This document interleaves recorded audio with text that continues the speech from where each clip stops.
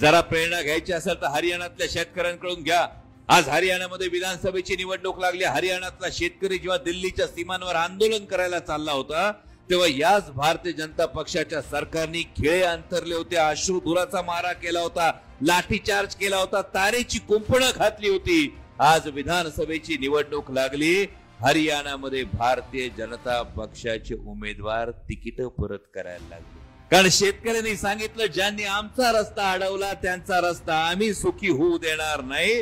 तसं महाराष्ट्रातल्या शेतकऱ्यांनी सांगण्याची वेळ आलेली आहे। मग तो टोमॅटो उत्पादक शेतकरी असेल, द्राक्ष उत्पादक शेतकरी असेल, कांदा उत्पादक शेतकरी असेल, सोयाबीन उत्पादक शेतकरी असेल, एकाही शेतकऱ्याने, भारतीय जनता पक्षाच्या एकाही नेत्यांनी माझ्या शेतकऱ्यांच्या नजरेला नजर भिडवावी आणि एकदा सांगावं की गेल्या 10 वर्षांमध्ये तुमच्या शेतमालाला हमी भाव देण्यासाठी भारतीय जनता पक्षाच्या सरकारनं प्रयत्न केला, एकदा दाखवून द्या।